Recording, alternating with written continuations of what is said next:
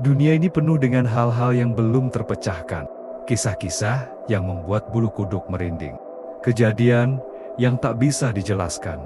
Dan rahasia yang terkubur dalam waktu. Selamat datang di Cafe Misteri. Tempat di mana misteri terungkap dan rahasia terdalam terbongkar. Apakah kalian siap untuk menyelami kisah-kisah yang akan mengubah cara kalian melihat dunia? Mari kita mulai. Kali ini, Cafe Misteri akan menceritakan cerita horor dengan judul Sesajen Hutan Lewu. Selamat menikmati. Sesajen terlarang di Alasewu. Di sebuah desa terpencil di Jawa Timur, terdapat hutan angker bernama Alasewu. Konon, siapapun yang berani masuk tanpa membawa sesajen akan tersesat selamanya. Penduduk desa rutin meletakkan sesajen berupa bunga 7 rupa, kemenyan, dan makanan di sebuah batu besar di tengah hutan, sebagai tanda penghormatan kepada para penunggu gaib.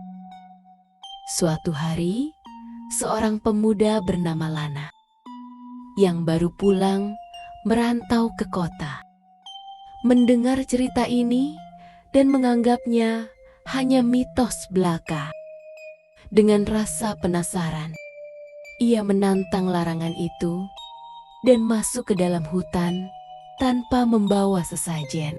Beberapa warga sudah memperingatkannya, tapi Lana hanya tertawa. Saat mulai melangkah masuk ke dalam hutan, suasana terasa semakin sunyi dan hawa dingin menyelimuti tubuhnya. Lana berjalan semakin jauh hingga menemukan batu besar tempat sesajen biasa diletakkan. Namun, alih-alih berdoa atau memberikan penghormatan, ia justru menendang sisa sesajen yang ada di sana sambil tertawa. Tiba-tiba, angin bertiup kencang dan suara bisikan terdengar di telinganya. "Kau tak seharusnya melakukan itu." Bisikan itu berubah menjadi jeritan panjang yang membuat bulu kuduknya berdiri. Seketika, kabut tebal turun, dan pepohonan di sekelilingnya seolah bergerak sendiri, menutup jalan keluar. Dika panik, ia berlari mencari jalan pulang. Tetapi semakin ia berusaha, semakin dalam ia tersesat. Bayangan hitam melintas di sela-sela pepohonan, dan suara langkah kaki mengikuti di belakangnya.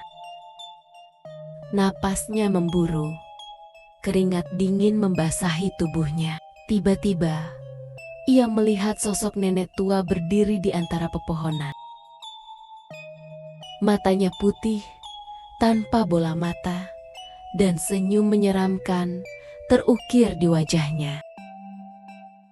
"Kau telah mengusik kami." Suaranya lirih, namun menggema di telinga Dika. Sejak saat itu, Dika tak pernah ditemukan lagi. Penduduk desa hanya menemukan sepatunya di dekat batu sesajen, seolah tubuhnya menghilang begitu saja. Sejak kejadian itu, warga desa semakin berhati-hati dalam memberikan sesajen. Mereka percaya bahwa roh-roh penunggu Alasewu masih ada, menunggu siapa saja yang berani menantang keberadaan mereka.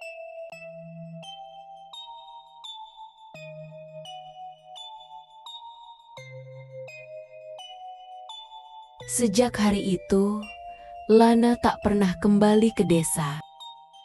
Warga percaya ia telah menjadi korban kemarahan penghuni Alasewu. Namun, ada satu orang yang tak bisa menerima kepergiannya begitu saja, Rizky. sahabat masa kecilnya. Reno merasa bersalah karena tak sempat mencegah Lana sebelum ia masuk ke hutan.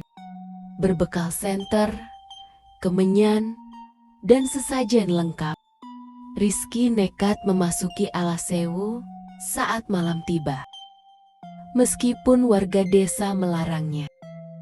Saat melangkah masuk, hawa dingin langsung menyergap tubuhnya.